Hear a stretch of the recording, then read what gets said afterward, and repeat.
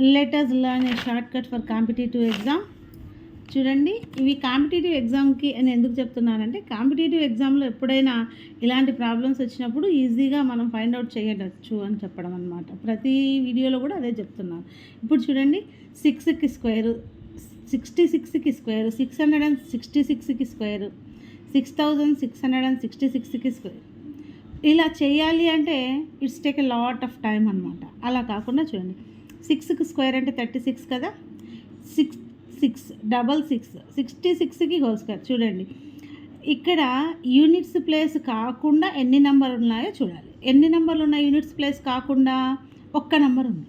So ఏం చేయాలంటే 3, 6 రాస్తాము.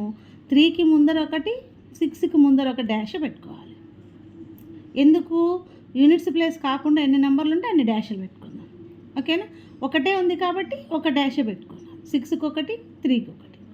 3ని ఒకటి పెంచాలి, 6ని ఒకటి తగ్గించాలి. అంటే 3కి ఒకటి పెంచాలి అంటే +1 4, 6ని ఒకటి తగ్గించాలి అంటే -1 5 అనమాట.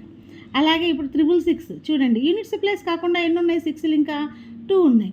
కాబట్టి 6కి ముందర 2 డాష్లు పెట్టుకున్నాం, 3కి ముందర 2 డాష్లు పెట్టుకున్నాం. ఎన్ని ఉంటే అన్ని డాష్లు, ఎన్ని ఉంటే అన్ని ఒకటి తగ్గించుకుంటూ ఒకటి పెంచుకుంటూ పోవాలి. ఇక్కడ 3కి +1 ఇక్కడ 6కి -1 సో 4 4 5 5 4 4 3 5 5 6 అనేది 666 హోల్ స్క్వేర్కి ఆన్సర్ అవుతుంది. అలాగే ఇక్కడ చూడండి, యూనిట్స్ ప్లేస్ కాకుండా ఎన్ని ఉన్నాయి? 3 ఉన్నాయి. సో 3 డాష్లు పెట్టాలి. 6కి ముందు 3 డాష్లు, 3కి ముందు 3 డాష్లు, 3 4s 3, 3 5s 6 అన్నమాట. ఇలాంటి మరిన్ని వీడియోస్ కోసం సబ్స్క్రైబ్ చేసుకోండి. చంద్రకళ మ్యాథ్స్. Thank you.